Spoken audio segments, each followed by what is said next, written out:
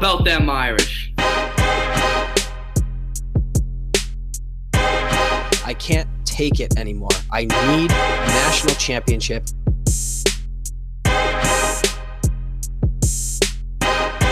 This is the Four Horsemen podcast.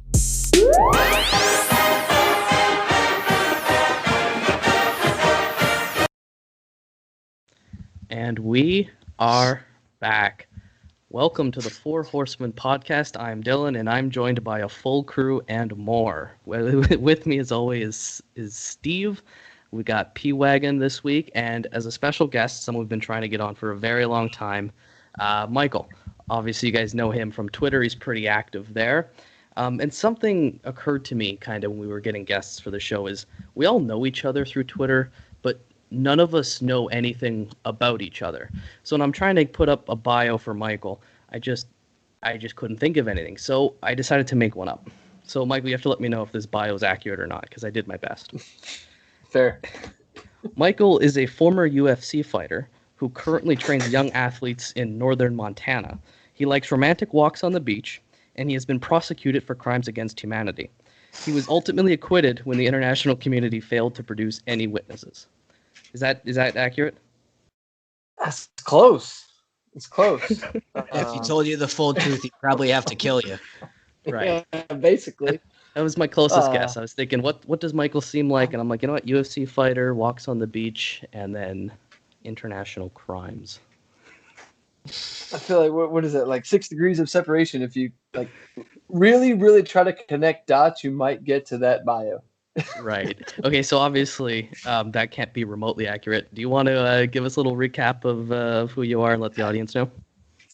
Well, for the purposes of what I'm doing here today, I'll keep it to Notre Dame. I mean, to make it simple. My dad's a 1974 graduate of Notre Dame, so I was born blue and gold, basically. My first Notre Dame game, I was, I think, 6 years old. It was at Virginia against Notre Dame Kickoff Classic in the Meadowlands. I grew up in New Jersey. And just Notre Dame, man, my life, the Rocket, ever since the Rocket was a thing in my life, just like I was sold, and been down in Texas since 2000. And just, well, you see my Twitter stuff, man. I Notre Dame's first. Like I'm a sports junkie, no doubt, but I can't go as hard about the Yankees or the Giants or any of my other teams like I do with Notre Dame because I don't follow them in the capacity I follow Notre Dame football. It's that simple. Yeah, I definitely relate with that. That's a much better intro than mine. So thanks for correcting. No problem, dude. But I have done some boxing, so the UFC thing wasn't crazy. I got a friend in Montana, so there's that. I don't have any legal trouble. So now all the dots are actually starting to connect. Yeah. So you're kind of See, that's what I'm saying. you gotta stretch it, but it gets there. Just so everybody knows. The boxing wasn't like professional. It was me and my friends had 4 boxing gloves. So yeah, I'm not picking on Michael. We were planning some guests for next week too, and I had written some specifically bad intros that are just meant to be absurd. So hopefully you guys look forward to that. Let's get into the game recap, guys. USF, we got pretty conservative with our predictions. At least I did. And then the Irish come out and give an absolute whooping, 52-0. That's a revenge game for Brian Kelly. Michael, I'm going to start with you. What are your thoughts on the game? Well, I predicted 41-10, and I think somebody else had 41-10 in your group. There you go, Steve. I was shocked to see 52-0, only because I figured the defense would give up some cheap points. I had my questions about the offense, but overall, when I heard 8 guys were out and 7 of which COVID related, Kyle Hamilton, you go through the list and not one of them was an issue. Did you miss a single player? Maybe Brendan Clark because he didn't get a chance to play, but not a single player that was listed was a problem. In fact, that created the space for a guy I'm sure we're going to talk a lot about today was Jack Kaiser. If those COVID things don't happen, but as nice as 52-0 is, there's always room to improve. And I still have questions about our quarterback, and we will get to that. But overall, loved it. Clark Lee never fails to impress every which direction. We saw a bunch of names, and hopefully we'll talk about a few of those guys. that was the biggest takeaway, was seeing a bunch of new names, young guys contributing, producing, and that's a lot. We have a lot to build on, in a positive way, but also some things other players need to build upon because they didn't do what I expected. So. For sure. I think it shows a lot of depth we had to be able to just roll in so many rookies or at least fresh faces, and then just have such a great performance regardless. But let's get P-Wagon on. He took a week off. Coach P-Wagon broke down some film, which you guys got to catch on our Twitter account at Horsemen Pod. Let's take it away there, P. I wasn't surprised at all. USF is no better than a Tampa high school. The line sucked, the D line sucked, the corners were slow. I could have played on ND that day and rushed for at least one touchdown. It just, you look at a team like Notre Dame, and when they're that much better than the other team on the field, you get concerned for the state of college football. Those were the top people that USF recruited. They scored 0 points. They were, until our second team was in, they sucked. That's all I got. They were bad. I love cocky P-Wagon. Tape on Wake Forest this week. Throw me a party for that.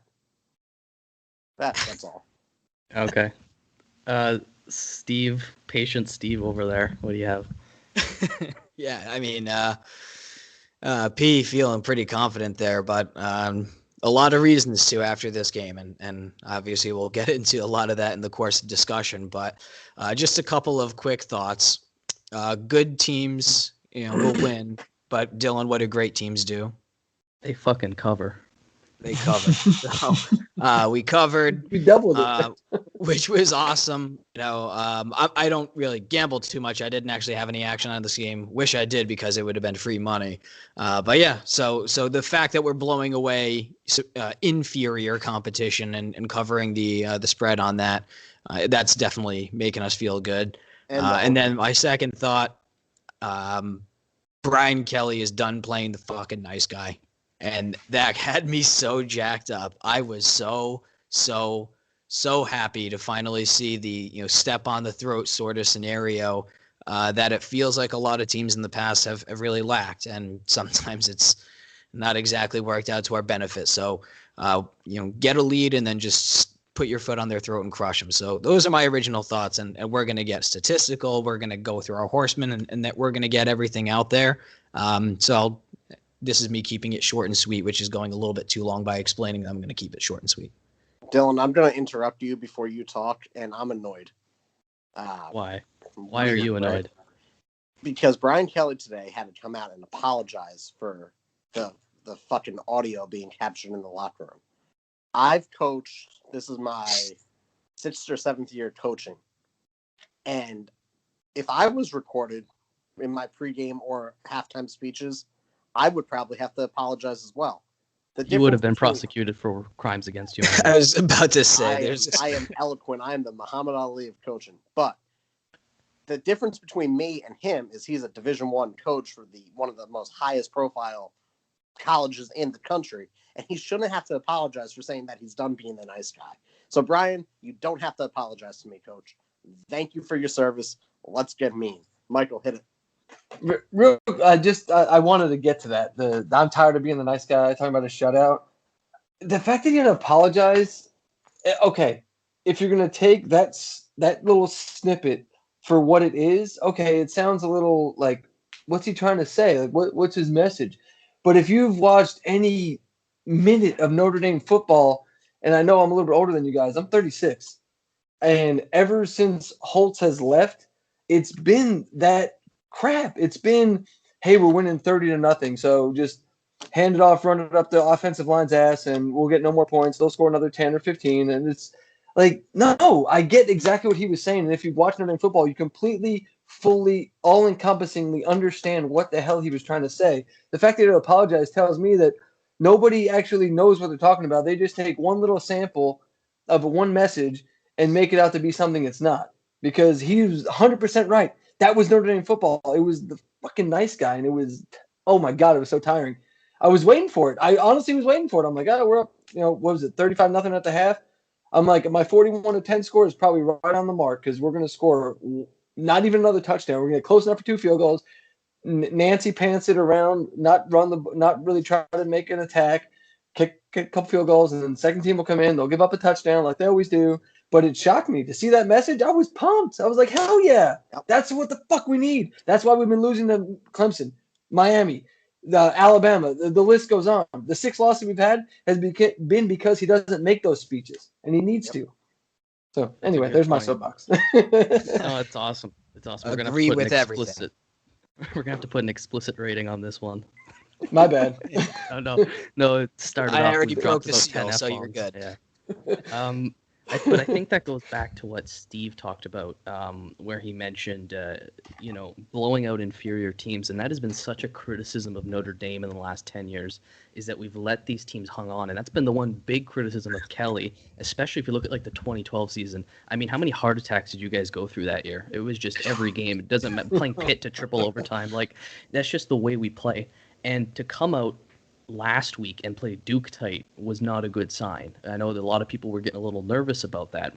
And then to come back this week and just blow the doors off USF, I thought was fantastic. And that kind of leads into something else because as we're part of the ACC, we're all keeping a very close eye on Clemson. Clemson played the Citadel last week and won 48 or 49-0, which was a lesser score than USF. And I think college football fans should really see that and understand that Notre Dame is legit. This is a good Notre Dame team to beat. USF had a bad year last year, but to me, I always think of them as one of those teams who could kind of, go 8 wins maybe one year, maybe 9 wins. Clemson struggled with the Citadel, at least in the second half, right? So I think that's something to keep an eye on. Only other things I want to talk about is we dominated the first half, 35-0. We kind of a little bit took our foot off the pedal, at least offensively, but that, I think, goes to show what kind of dominant game it was. The defense was just unbelievable. I'm sure we'll talk more about that too, but they had 11 tackles for loss, which to me seems almost impossible because you only run so many plays a game. They gave up 231 yards, but only 65 of them were in the first half. So my only concern with the defense is if anything, is just the turnovers. We haven't produced interception. We didn't produce any fumbles. So that's one thing to kind of keep an eye on going forward. But the special teams were great. 2 blocked punts, 1 for a touchdown. And overall today, or Saturday at least, the rushing game was really, really good and really efficient. And I'd like to talk about that later when we get into kind of the book stuff and passing the game. But Michael, I'm going to pass it on to you. The special teams, I think our best special teams player was the USF long snapper. He was phenomenal. He was tremendous. But no, the no turnovers. That's why I wanted to jump in. That was one of my takeaways is like we got to start getting some turnovers because Clark Lee's defense is solid. They're good. I mean, more often than not, I mean, I think it's like 1 or 2 times they've given up less than 20 points. But when you're talking about Louisville and Clemson and North Carolina, these teams coming up, turnovers are going to be a difference. And if you have a bend and break defense, like a turnover needs to be in the equation somewhere. But the 231 from USF, I laugh at that because 40 of it came on one play. And the only reason it came on that one play is because Sean Crawford slipped. If Sean Crawford keeps his feet, he's going to – the run that got the 40 yards is my size. He's 5'5", 170 pounds. He was going to get his clock cleaned if Crawford keeps his footing. So the 231, they shouldn't even have 200 yards of offense against us. But that also goes to their quarterback play, which that's atrocious. You know what? I'm criticizing Ian Book. I should be thanking him that he's not that.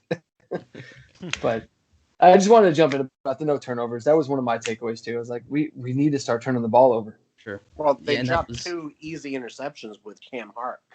Like, it was thrown to him. That's fair. Yeah, part of it is luck, but that is an important thing because last year, I think, if I'm correct here, my memory serves correct, Notre Dame led the country in turnover differential. Like, that was such a huge thing last year, was not turning the ball over and then getting a lot of stops and turnovers on defense, which can obviously lead to the outcome of a game, right? Especially when you play Clemson November 7th, turnovers could be the difference there. But if you guys have anything else to say, I'd like to get on to the Four Horsemen. So if you do, go ahead. But I think I'll start with the P-Wagon. The one thing I wanted to say, as far as I don't know if we'll get to it, but the Kyron Williams fumble, I'm sure Lance Taylor's going to talk to him, but I like that he fights for extra yards, but that I'm always, as soon as I see it, I'm like, don't fumble, don't fumble, don't fumble. And he did this time, but you got to be selective when you want to try to get those extra yards and expose yourself to a potential fumble. So that's a good point. 100%. All right. So Megan. my Four Horsemen go off the traditional path. My first one's Tony Dungy. I love him. He's so much better than Doug Flutie. And if you listen to him speak, he actually enjoys being in the booth for Notre Dame, unlike Flutie, who was just stealing a paycheck. So that'd be number 4. Number 3, Sibo Flemeister, however you... Sibo. He just runs angry, and he hates everyone he's running against. And I just like that in a running back. He tried to fight half of USF's defense, which is enjoyable to see as a former coach. Number 2, Jay Bramblett, the best punter in the country, 2 punts for 74 yards. Don't let anyone fool you. He is the best punter in the country for a reason. And number 1, Tommy Rees avenged the loss. He called a very good game. If he had a better than the CFL quarterback, it would have been a perfect game. Could have put up at least 70. But those are my 4. Dungy, Sibo, Bramblett, and Tommy. Very well creative. done. And let's see what you got, Dill. Okay, so for me, I wanted to pick something a little bit out of left field because I figured we would all have a lot of similar picks here. So for my fourth horseman, I went with Clarence Lewis, cornerback. I thought he had a good game. I know there's not a perfect game there, but he had 5 tackles, one of which was a tackle for loss, and 3 pass deflections, and I'm sure one of them probably should have been an interception, but he got his hands in there. I liked the way he played. He just kind of stepped in for Tariq Bracy. I felt pretty good about his performance, and I think if that's the future of our corner position, I'm feeling pretty good. Third for me was, Tommy Tremble. What an absolute machine out there. The blocking and also the receiving, he was so good on both ends. He did wonders for the run game, and then he was kind of the security blanket for Book. He's kind of becoming that guy, so that was good to see. Second for me, Sibo Flemster. He actually led the team in total EPA, which is our nice advanced metric stat going out there.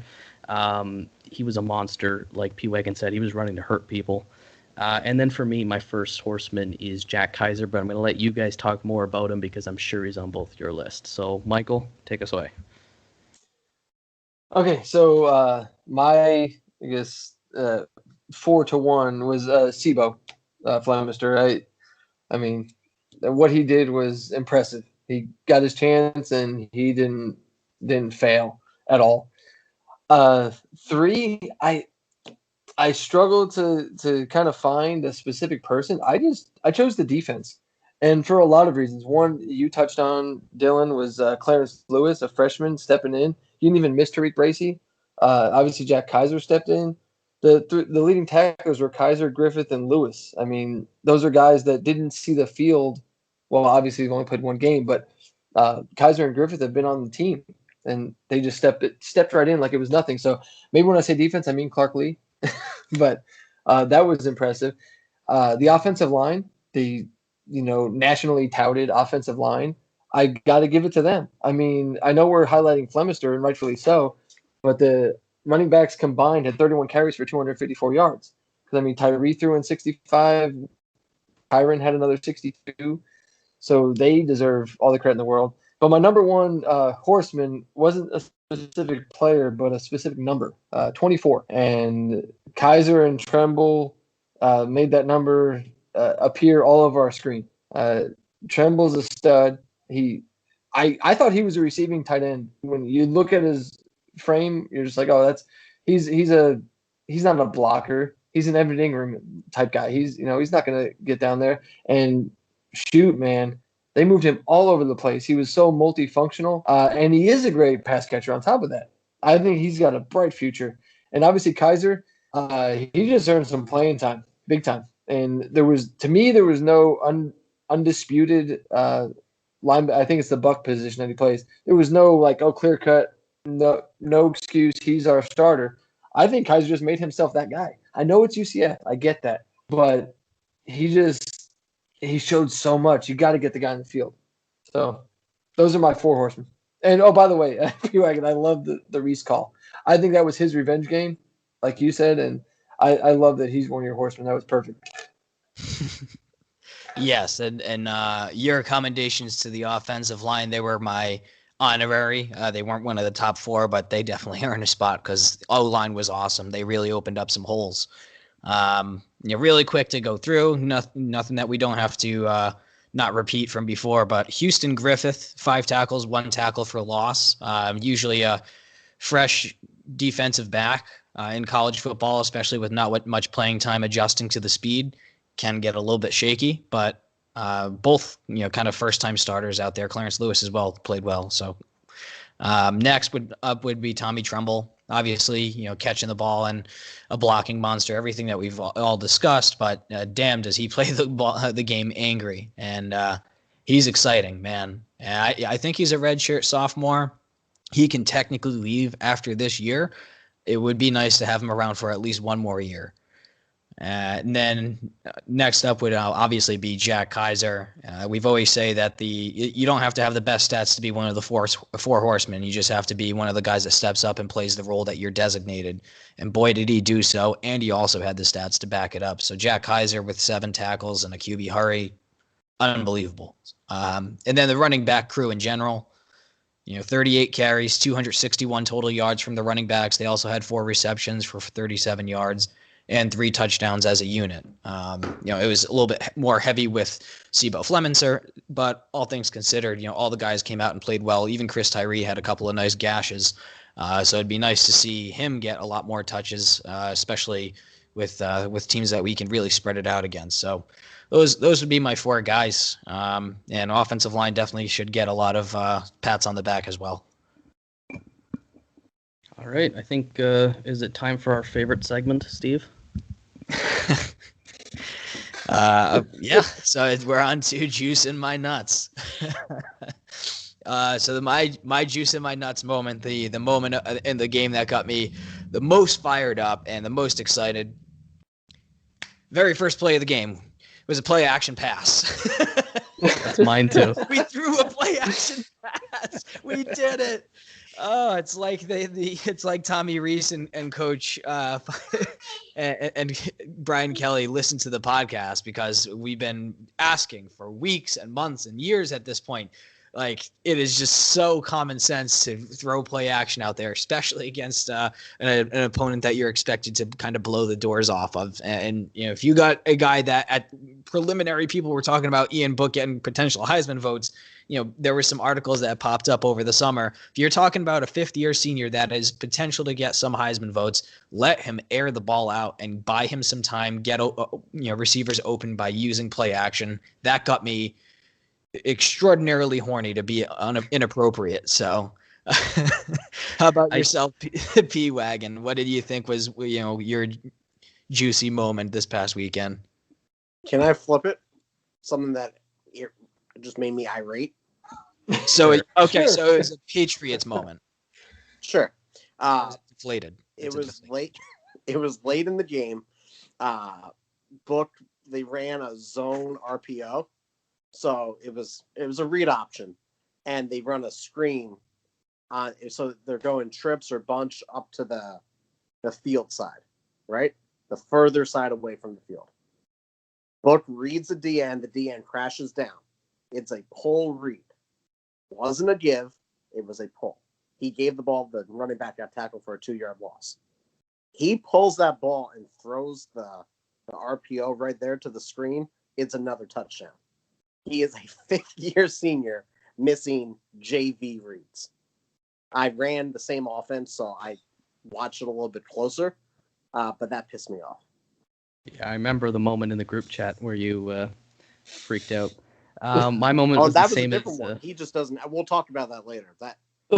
There's a bunch. Keeping the theme of being petty, I sent out the pettiest tweet whenever that first play action bomb was landed. I was like, there we go. About time. Somebody knows how to do play action, because last week was just abysmal for the lack of play action, and this week was a lot better. But Michael, best for last. Juice in my nuts moment for you. So I look at it as a trifecta. The juice in my nuts moment. I already referenced it once. The snap over the punter's head that gets rammed down his throat that gets a true freshman a touchdown. The best part of it was, as soon as the ball was snapped, the punter acted like Willie Mays in center field. He just turned and booked it. He already knew. Yeah. And then he gets there just in time to get it stuffed, and then Jordan Botello. Jordan. I was going to say Josh. Jordan Botello gets the touchdown. And that was just a cool moment. I mean, obviously the snap was hilarious, everything else, but a true freshman, Notre Dame Stadium, he got his time to shine. That was pretty cool. So that was definitely an awesome moment, because I laughed hysterically. Yeah, that poor day for USF punter, right? All right, folks. I think we should get into the main event of the evening. Let's get into Ian Book. This is such a great segment, because our friends on Twitter, and you guys got to follow them at ND_FB_analytics, the Notre Dame stats account. They provided us a sneak preview at some of their numbers for this week. This is a Four Horsemen exclusive. So we got some numbers from them. They're two guys, Jack Concannon 9 at Twitter, and then Cooper Klaus. So you guys should go give them a follow. They're super smart guys. They know what they're doing. And this next segment, we're going to integrate some of those exclusive stats into here. But before we get into that, the Four Horsemen podcast tweeted out a poll asking for you guys to grade Ian Book's performance. And 50% of you would give him between a B+ and an A-. 40% of you would give between C+ and a B. And then 6% would do A or better. And then 4% said C or worse. So we got a pretty good turnout here, too. We got a 50 vote in only a few hours. So thanks for voting. We definitely appreciate that. The reason this is coming up is because it's a good point of discussion. How well did Ian Book play? It seems to be one where most of the fan base is kind of like, okay. So, Michael, I'm going to let you start off with it. I know you have a lot to say here, so the floor is yours. Oh man, where do I begin? I've heard everything from he needs to air it out. I'm like, it's not even about that. And if you look at his stats, 12 of 19, 143 yards, 63% completion percentage. Doesn't sound bad. The problem is we're neglecting the 7, and not all of them fall into this category. But Javon McKinley ran a dig route wide the F open, and I don't know. McKinley's, I think, 6'1", 6'2". He's not 5'5". He had to jump backwards over back shoulder head, incomplete pass, because Ian Book can't throw it to a wide open guy running a dig route. Then Javon McKinley did catch a ball, only out of bounds. Why? Because Ian Book led him out of bounds. There's short passes from 0 to 5 yards. He's throwing Randy Johnson fastballs at our receivers. They can't catch that shit. I mean, it's little things like that just drive me nuts. That, like, where's the lack of touch? And then there was on the broadcast, they highlighted why he checked down to Kyron Williams. It was the worst interpretation of it, because they highlighted a tight end that was open by about 1.5 yards on a flag route. Last time I checked, this is D1 football. If that's not open, what is? I'm sorry, we're not playing JV high school football where you need 5 yards of separation. That's an open receiver. Pull the damn trigger and throw the damn ball. We've been seeing it since the Cotton Bowl. It's the same stuff over and over and over and over again. He doesn't hit the receiver until it's too late. He doesn't see the routes. He's missing easy throws. He used to be good at those. And that was like, oh, okay, he doesn't have a good deep ball, but he can make the easy throws. Now he's not even making the easy throws. So 63% is misleading, because he didn't have to throw more. If he threw more, I promise you, it would have been more off target, and the stats would have looked worse. And the three, don't even get me started on 3 rushing touchdowns. 2 of them were bogus. Tom Brady could have done those, and he does. So And anyway, I understand supporting our quarterback. I do, but at the same time, we got to be critical when he needs to be criticized. And I still see too many questions. And like P Wagon mentioned, our 5th-year quarterback that has been starting for 3 years. That's a good Give me point. something. He is definitely a frustrating quarterback. What grade would you give him before we move on to P Wagon? I put in your tweet. I mean, based on where you placed him, I wouldn't call it a C because he did do some things that the play action. He does have mobility and such things like that. B- is where I'm putting him at. Okay, that's a good score. P Wagon. Since the Cotton Bowl, he's been dancing in the pocket. And there was one throw, they used the spider cam, and they were behind the line. And you saw it was a 3-step drop, which should be boom, boom, boom. 1, 2, 3 throw. He danced and he sailed the ball through the uprights because he has happy feet. He's not secure in the pocket, and he has one of the best offensive lines in the country. He is not confident with himself, and I'm jealous of you, Dylan, because next year at this time, you'll begin to see him play for the Grey Cup. You dick. He's not an NFL quarterback. That was solid. I'm sorry. He's not. I would have said XFL, but that's no longer an organization. Oh, it is. AAF's no longer. We're coming back. The Rock bought it. Whatever. He's a CFL quarterback. He's no better than Johnny Manziel. That's my take. He should be better. That's all. It's funny because Johnny Manziel failed out of the CFL. Steve, let's get your opinion in there before I hit some of our exclusive stats. Okay, and this is a pre-statistic that you don't have. I just kind of dug into it myself. In 2019, Ian Book was 4-1 when he had less than 200 yards. Now, the one loss was against, he had like 73 passing yards against Michigan in the monsoon. Let's take that out because that was just an absolute disaster all around. It never happened. I don't know what you're talking about. It literally just didn't happen.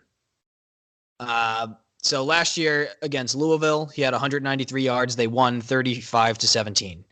Against Virginia, he had 165 yards. They won 35-20.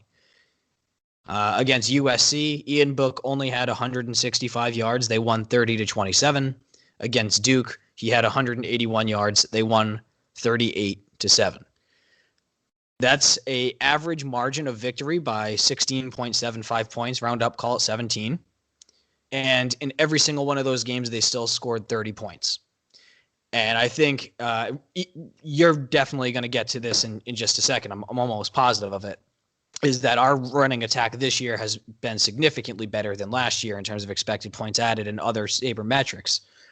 But at this point, given the fact that Ian just last year was able to prove that he was able to win with not throwing for 200 yards, given that the backs are better this year, and then we obviously have a phenomenal defense, at this point, we have to just have the understanding and set the expectations that Ian Book is Mark Sanchez from 2009 to 2010. The New York Jets, believe it or not, there was once upon a time where they went to back-to-back AFC championship games because they had a phenomenal defense. They had, decent skill position players, but they had a game manager at quarterback. That's what we have, boys. We have a game manager. There's nothing wrong with that. As a fifth-year senior, be responsible. Don't do anything stupid. Don't throw into double coverage. Don't throw across the field late. Like, he's a smart guy. He still has some talents we can exploit. Is it going to be enough for the next level for the big teams, for obviously Clemson and beyond? That's yet to be seen. He hasn't proven himself quite yet. I don't know. That's kind of my general comments for now. And Mike, did you have anything that you wanted to agree, disagree, or anything you wanted to add? Well, just the last little bit. That's the issue. You're not wrong. Everything you said is 100% true. He's a game manager. Tommy Rees better have a game plan that can hide the fact that he's a game manager against Clemson, because that's where the issue is going to be. Game managing is fine. It's going to win us the games he's won. That's the 6. The 33-6, the 6 is because he's game managing. And that's not going to be Clemson. Sorry. That's facts. Yeah, I think you make a good point.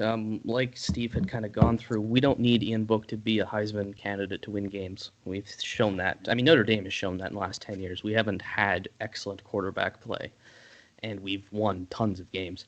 But like you said, Mike, it's going to be huge to be in Clemson. You know, how are you going to win that game with 160 yards? So what I'll do now is we'll get into some of the stuff provided to us by Jack and Cooper. So I'm going to define first what a success rate is for everyone, just so they can understand when that term goes out, they have an idea what that means. So if you can get 50% of your yards needed on first down, that is described as a success. So if on 1st and 10 you get 5 yards, that was a successful play. If you get 70% of your yards on 2nd down, that's a successful play. So if it's 2nd and 10, if you get 7 yards, that's a success. And then anything that gets a 1st down on 3rd and 4th is considered a success. So just briefly defining terms out there so you guys have an idea of where I'm going with this. Before we get into Ian Book, I just want to give a shout out to the team rushing because it was more efficient and it was better and the results were astounding.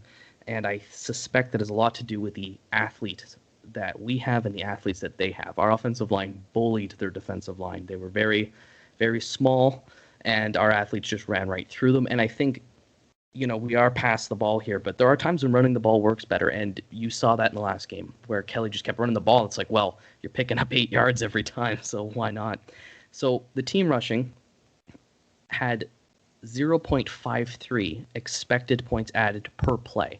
To give you a reference, that is roughly what Tua and Joe Burrow were at last year as just individual quarterbacks. So our running game was unbelievable. We had a success rate of 63.4%, which meant we were getting over 5 yards on almost every 1st down. We added 6.5 yards per play overall, this is just outstanding. So I wanted to get that out of the way so when we talk about the passing game, you'll see how much we struggled. So the stat we always use here is QBR. That's adjusted. It's an ESPN metric. It takes into account so many different things. Ian Book had an 86.9. That's scaled out of 100.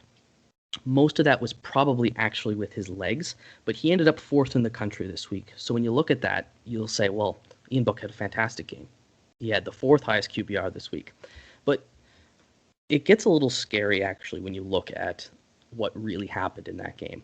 So Book's passing in terms of expected points added per play. Now remember, our running game added 0.53 per play. Ian Book passing 0.04. That's awful. That's almost negative. But we had a success rate of 47%. Here's the real kicker. Play action versus non-play action. That's something this account's been hammering a lot. The numbers it's unbelievable. Without play action, Ian Book's passing was negative 0.24 EPA per play with a success rate of 26%. That's negative. That he's better off not throwing the ball. With play action, 0.27 EPA per play for 66% success rate. Unbelievably different. When you're passing the ball, you are 50-point swing on play action. So for Ian Book, he had a very rough time dropping back and throwing the ball. So Michael, you're 100% right. In that game, the way you had saw the game, the deeper you go in the numbers, the more right you look. In the first half, he was all right. He was 0.223 EPA per play, but his first drive of the second half was negative big time. So that's kind of where his overall performance, it's really hard to say. In some drives he was good, some drives he wasn't. And when they were using play action, he was good. Where he was best was running with his legs. On scramble plays, he was 0.83 EPA per play. That's unbelievable. I mean, that's almost double what the running game was doing. So when he scrambles, he's good. On play action, he's good. But otherwise, it wasn't a super great performance. Dropbacks were, like you said, it's happy feet. He doesn't feel comfortable. He's not throwing the ball as accurately as you would like to some of his big receivers. And I think there is a legitimate debate we could have here on how good he is. Because, I mean, again, his QBR was 4th in the country, but play action had a lot to do with that. And running the ball had a lot to do with it. And him running the ball had a lot to do with it. So our offense was great. It's a little worrying. And if I just can go on one last thing before we get out of all these stats and numbers talks, because I know that's hard to digest all at once. In 2018, Ian Book was 12th in the country in QBR for the whole season with 80.1 scaled out of 100. He was averaging 0.34 EPA per play on passing and sacks. So that is really, really good. That's about 0.10 behind Joe Burrow, Tua area. So he was a very good quarterback. 2019, you just skip a year. You talk about this Kelly regression with quarterbacks. It's something we unfortunately see. His QBR dips 4 points. He slides to 19th in the country.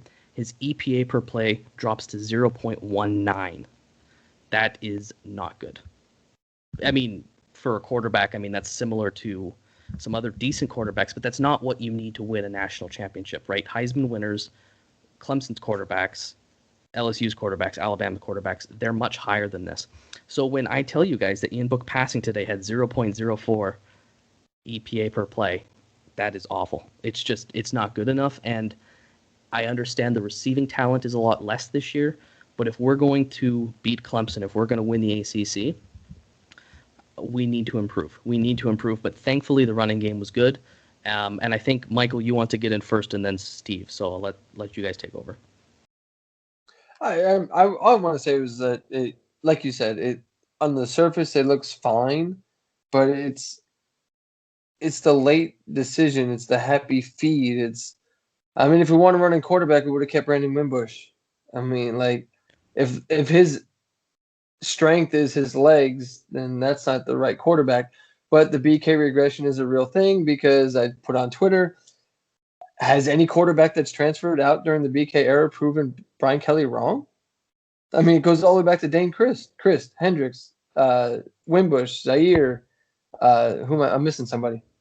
Golson. Went to Cincinnati. That Gunner was Hendricks. 5-star. Gunnar Kiel. Everett Golson. None of them panned out. So you can say that, Brian Kelly broke him down and that's the reason. But some of these, Gunnar Kiel is a perfect example, transferred out before he even had a chance to, and Ian Book is our best option. That's obvious. But I can't get over the fact that he started 2 full seasons and part of a third, and the best we can do is a happy feet quarterback that's afraid to pull the trigger when a guy's got 1.5 yards separation from the defender.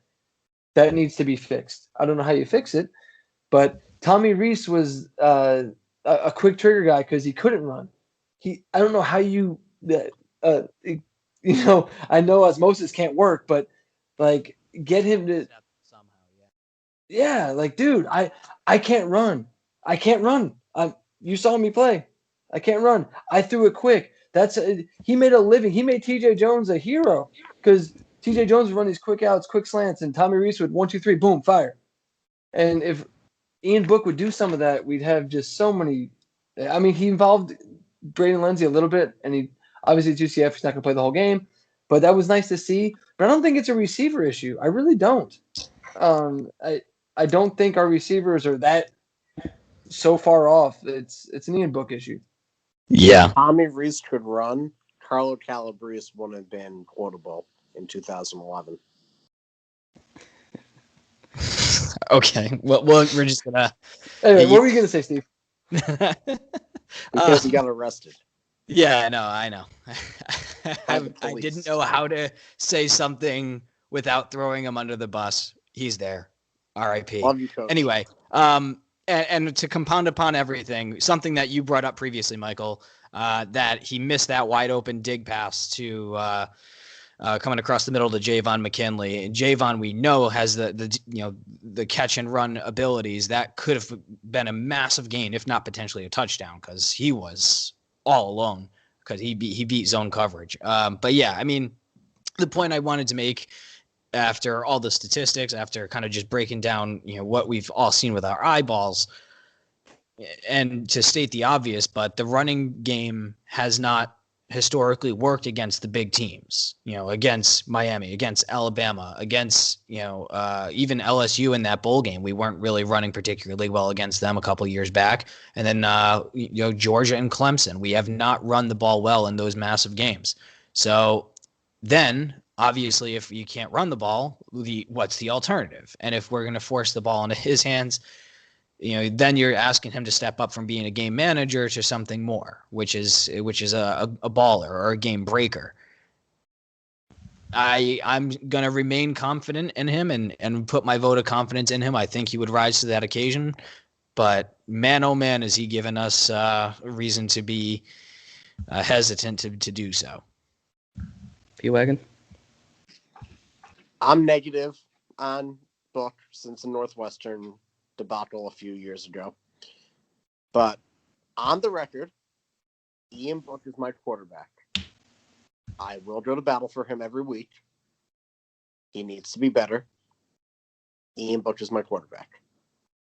That's what I just want that on record, so no one can sound clip me and say that I wasn't confident after he leads us to a 14-0 season. He needs to be better. His feet need to be a lot more calm. Yeah, I totally agree with you, and this is where I think stats and eyeball tests match up. You can look at film, you can look at numbers, and you can find a solution. Michael, you said something about, how does he get better?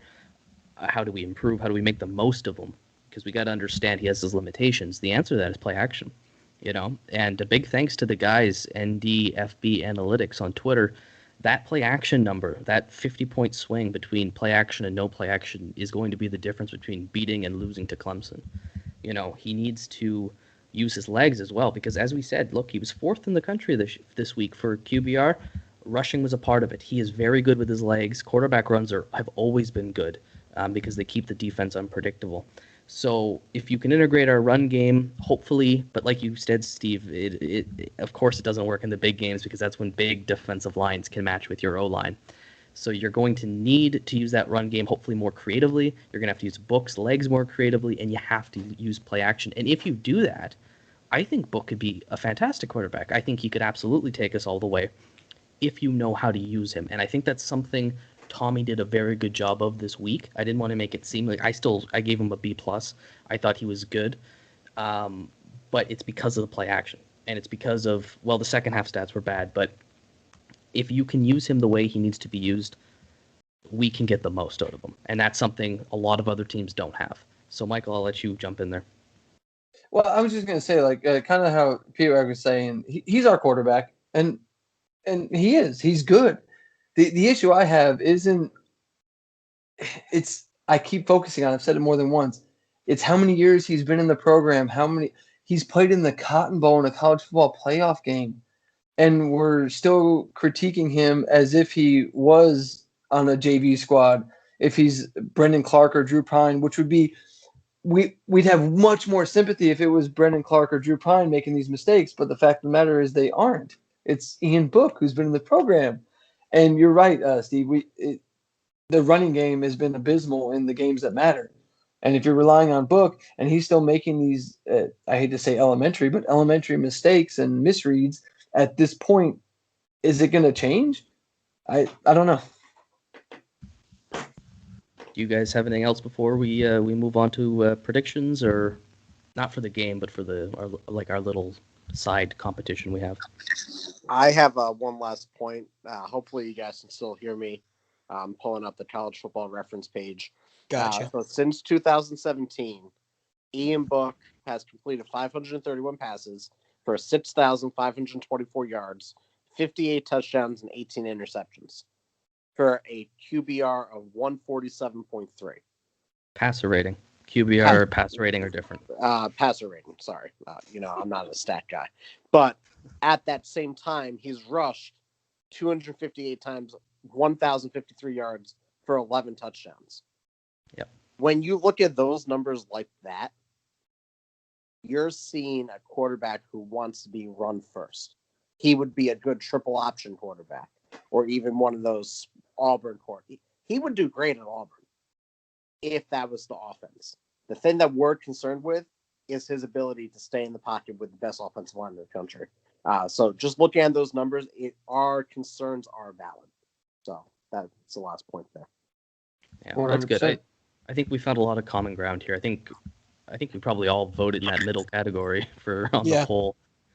He was all definitely right. played a But good game. B plus. He didn't have as many yards or as many opportunities to throw the ball because we ran the ball so well. So I didn't crush him on stats. There was definitely some moments he could have been better, but hey, take it one game at a time. Let's hope he comes out next week and crushes it. But that kind of will lead us into the next segment. I will say one last thing on the QBR, which was 4th in the country. That's great, but that is probably the weakest opponent on our schedule. Those are the games Without where you question. should be higher. You should be, even though it is opponent adjusted, that should still be higher. His raw QBR was good, should have been higher. And that's what's concerning, is if he scores an 86.9 against North Carolina, against Clemson, I'm feeling good. That means we had a good game. Against USF, great, but that needs to be higher because his 2018 average was 80. So just to give you guys kind of a... Yeah, his adjusted has to be a minimum of 75 in those games for us to stand a chance. Agreed. All right, so let's move on to our fun little prediction game. Last week we picked between Duke, BC, SMU, North Texas, and Miami, Louisville. Nick, 3-0. Myself, 2-1. Steve, 1-2. You're now 1-5 on the year. P-Wagon leads us 5-1, and I'm 4-2. We're gonna stick with 3 games until the Big Ten comes back because I realize there's still not many good games even with the SEC. By the way, the SEC is coming back this week. So Week 4 predictions. The games we're gonna predict: Louisville at Pitt, Army at Cincinnati, and FSU at Miami. Did I say Miami twice, or did Cincinnati just rhyme with Miami? The latter. Okay, good. In my head, I'm like, what? So 2 in conference, 1 non-conference. We'll start with our guest today, Michael. Do you have picks for those games?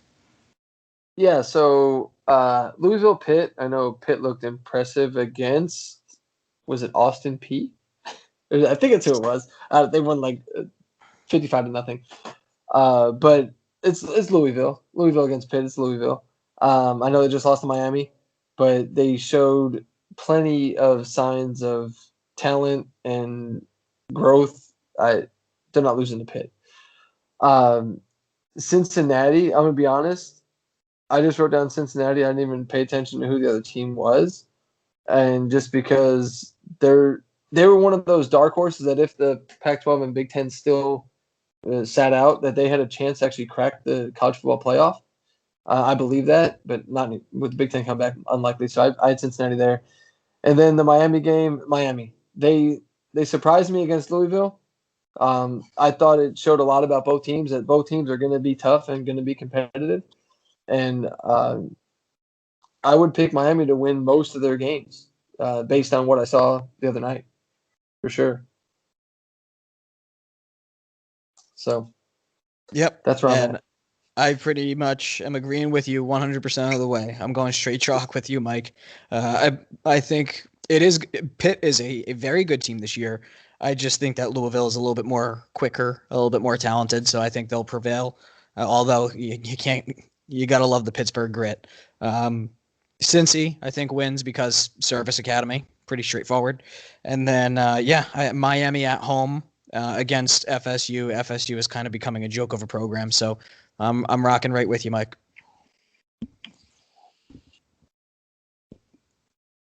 P-Wagon, go ahead. Although that's a death sentence, by the way, Michael. If Steve is picking the same ones as you, it's over. I'm going with Pitt. Luckily, I'm not putting this money cold down. this long. It's impossible. There's no money involved, right? It's strictly just our word, which is pretty strong, but still. Yeah, exactly. Going with Pitt. All my homies hate Satterfield. I do too. And they're wearing their alternate steelworker uniforms. You don't lose in those uniforms. That's one. Going with Army in the under. Army unders are 2-0 on the year so far, and I respect the troops. And Miami, because I like De'Aaron King. I think he's a good player. He's a very, very shifty player. Fan of his. And bonus pick, South Alabama, Thursday night. Go Jags. Jag up. I've become a South Alabama fan, if anyone wants to know. It's a thing. That's electric. He's the weirdest person I've ever worked with. Go Jags. It's funny. I was scrambling because I realized while I put all this together, I failed to actually make my picks for the games. So I was looking at some quick numbers just to kind of get an idea of where everyone is. Louisville, Pitt. I'm gonna go Pitt. I like Louisville this year, but something about those Panthers. You're just fading me. I'm just fading you. Yeah. Army, Cincy. I'll take Cincinnati. Army is Army, and Cincinnati looks halfway decent this year. The big one for me was FSU, Miami, because obviously, Miami looks really good so far. Really like the quarterback there, like you said, P. But it's a rivalry game, and Miami is Miami. That's a tough one. Stop being nice. Florida State didn't do well with a coach. Their coach is in quarantine. They're gonna suck. Yeah, they're gonna be bad. They may be worse than USF. Oh boy. They combined to be a half decent high school team. I was begrudgingly gonna pick Miami, but I guess I'll fairly confidently pick Miami now. So I'm going Pitt, Cincy, Miami. I gotta catch up to P Wagon, who's having a hot start to the year. He's riding that hot hand. Are you betting with those? Yeah, I'm 23-23-2, both money line, teasers, and spread. So we're straight up across the board there, responsibly, of course. Of course. Gamble responsibly, and watch Notre Dame responsibly. Don't throw any tables through walls. It was one chair. I'm sorry. He threw an interception where it should have been a touchdown. Not my fault. Okay. All right, I think we should move into the last segment here. Let's look at Wake Forest. I'll do a quick rundown here, and we'll let you guys talk about what you think is going to happen. Wake Forest is 0-2 to start the year. Unfortunate for them, they had to run into Clemson. That game was 37-13. Scoreline's closer than it really was. Clemson was actually up 27-0 and then 37-3 at the end of the third. Wake Forest scored some garbage time points against the backup, so that was an absolute blowout. And then they lost a really heartbreaker to NC State 45-42. So tough 0-2 for Wake Forest to start the year, but I think they're a lot better than their record suggests, although they're going to start off 0-3. They're returning 8 starters on defense, so that is one area to kind of keep an eye on if you're Notre Dame fans. That could be a little bit of a problem. In terms of our efficiency metrics with ESPN SP+, Notre Dame is 8th in the country right now, 2nd among teams who have actually played, so we are looking really good. We jumped after destroying USF. 10th offense and 9th defense, which is continuing a thread from last season where we had both offense and defense rated highly. So that's a good balanced approach. I like that. Wake Forest, on the other hand, is 69th in the country. Not nice. 79th offense and 50th defense. Quarterbacks, this could be an interesting one. Sam Hartman is the quarterback for Wake Forest. He has a 66.8 adjusted QBR this season after 2 weeks. Again, low sample size, but that's what we're working off of. 22nd in the country. For reference, Book is 25th in the country. So their quarterback actually has a better score so far. That could be not a problem, but something to look out for. This quarterback's better than what we faced, and that may make for some interesting matchups if Kyle Hamilton isn't in the lineup. In terms of FPI, which predicts the games, Notre Dame has an 88.1% chance of winning. For reference, and just a total side note, we have an 18% chance of winning the ACC, and our only game where we're favored to lose is Clemson. We have a 30% chance of winning that game at this point. So, with all that being said, with all the quick facts out there, let's turn to Michael. What do you think of Wake Forest, and how are you feeling for the game? Well, it sounds crazy, but I thought Sam Hartman had been around for, it felt like 4 or 5 years. But I looked, obviously the Clemson game is a good one to look at because I think Notre Dame is right behind Clemson in the ACC. They were playing from behind from the beginning and just tried to play catch up. Never obviously going to catch up to Clemson. They got some few garbage points. They didn't really do anything that jumped out at me. Then the NC State game, if you look at the 45-42 was the final, but Wake was playing catch up the entire game. They were playing from behind, just trying to keep up. They ran the ball well. Hartman had okay, but I think their leading rusher was like 130 yards rushing. Which, if that's their strength, I'm not even sweating it because our defense isn't going to let you do that. I mean, we have a defensive front seven is just insanity. I mean, just name somebody, and they've made a play already this year, from Foskey to Kaiser to the Amendola brothers, and the list goes on. I'm not worried about Wake Forest at all. My only concern is that they have had to play from behind, and they've been able to kind of catch up to a degree. I know Clemson, not really, but nonetheless, they did put some points on the end. If Notre Dame starts off sluggish, not that we'll lose, but I don't think it'll look like we want it to midway through the second quarter if Notre Dame starts out like they did against Duke. That's Fair point. That's the only thing I'm concerned about. Coach P. Wagon, what do you see? What are you feeling? And are you going to give us a Wagon Wednesday film analysis? Can't hear you. Yeah, I was muted, technology. I will do a Wagon Wednesday, probably from this NC State game. Dave Clawson is a very good coach. Basham, the defensive end, will have to draw double teams or chip blocks from the tight end. So those are the two things right there. Sam Hartman, he's a quarterback.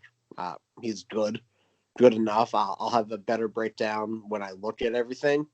But the interesting thing to note about this game, it's moved back to Winston-Salem. It's not being played in Charlotte anymore. And Ian Book, this was his first start 3 years ago.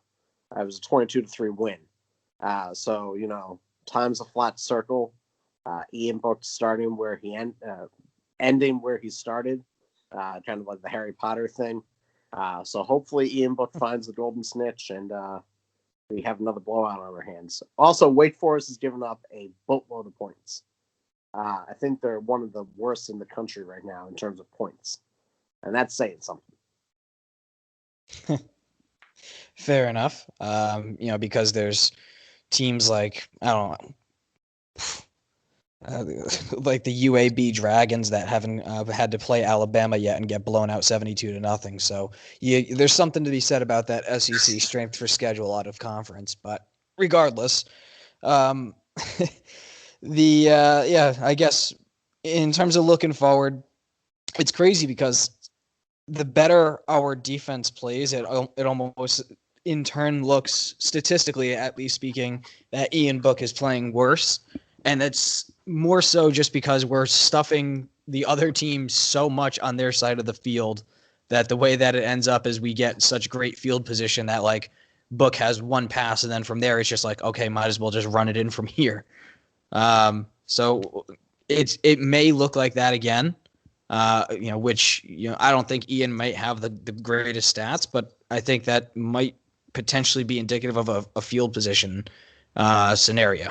but yeah, I mean, there's no reason to fear them. There's no reason to think that we shouldn't win this game 38-10, 38-7.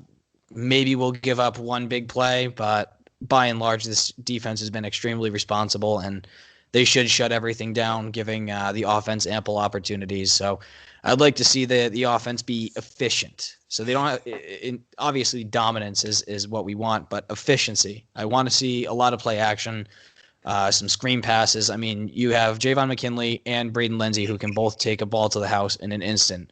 Utilize those guys, get some timing patterns. There's no reason we can't open up the field.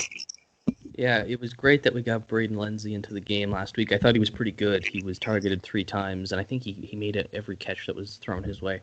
Notre Dame has never lost to Wake Forest in our history. That's definitely not going to change. I think this game is an important one, though, because we had a first-week tight affair with Duke, who then got blown out by Boston College. That doesn't look good.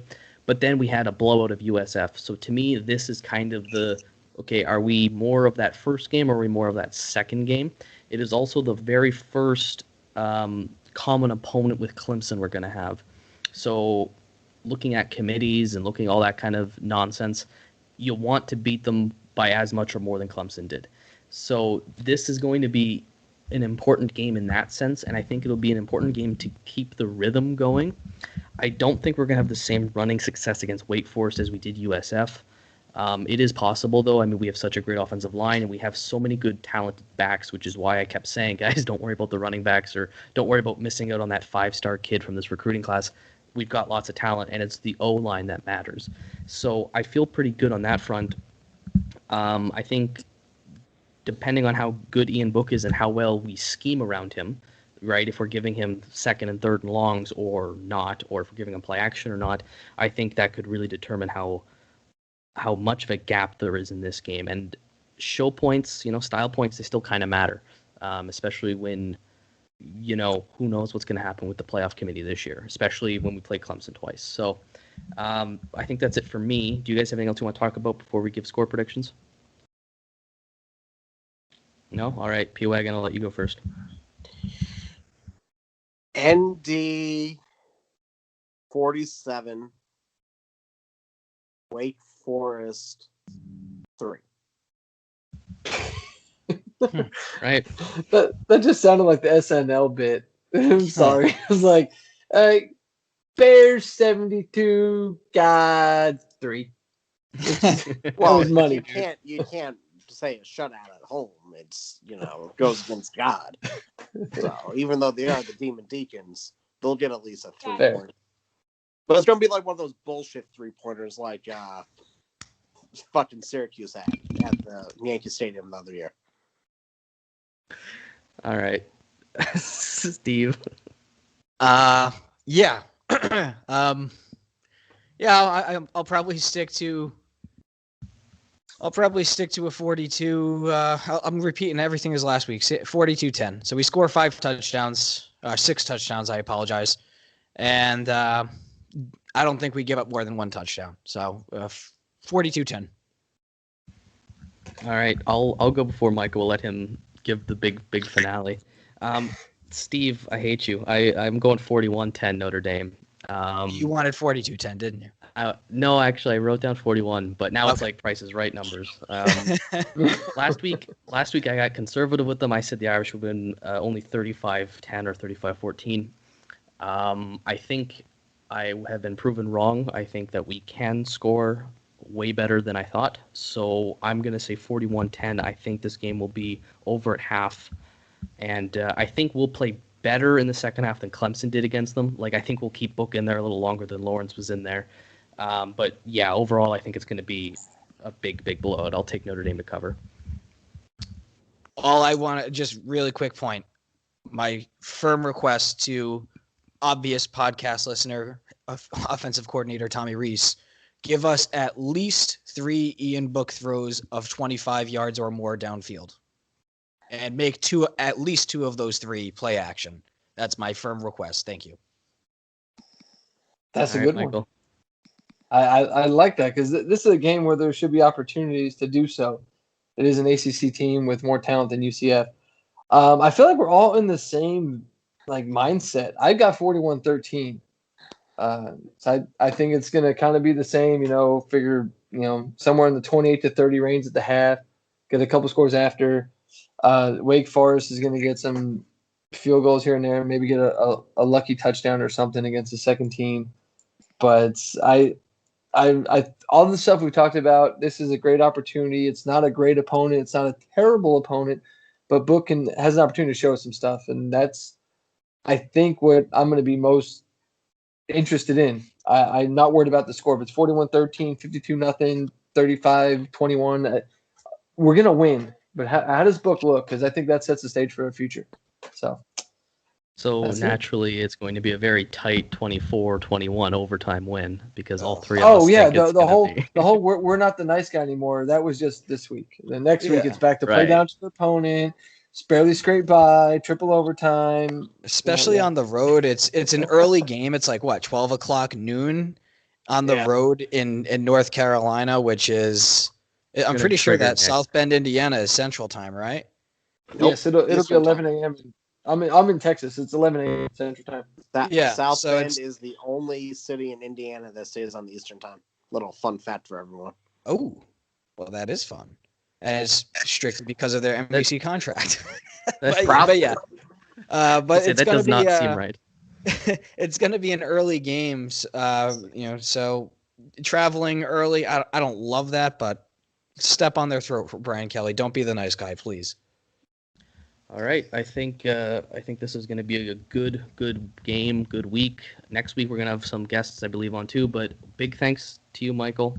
Let us know your right now your Twitter handle so everyone can go follow you because you are one of the best ND guys out there. I mean, with the engagement, with the pictures. No, I swear I love the way you tag everyone and you get your family involved. I think it's brilliant. I think that's what Notre Dame's all about. Yeah, dude, so dude. Irish card bombs for everybody. Thank you. I appreciate that. I'm glad I got on. This was awesome. I could talk Notre Dame football for another hour with you guys. But on Twitter, at MJPALK21, MJPALK21. That's Notre Dame everything. I talk about other stuff, but it's mostly ND football. So if you want opinions, send them my way. I'll give you my opinion. That's awesome. Especially about Ian Book about halfway through the second quarter, huh? Yeah, exactly. Dude, this was awesome. I had so much fun. Thank you, Dylan. I'm glad we made this happen. This was awesome. For sure. I know we missed Thank out you, on you guys. last year. We've been meaning to get you. So thanks, listeners. Follow Michael. A big thanks again to NDFB Analytics on Twitter. Give them a shout. 5-star reviews only, please. And we look forward to having you next week. So go Irish, beat Demon Deacons. The Big Go Ten should Irish. be in college football playoff. They're a legitimate organization. Go Irish. Go Irish. Irish.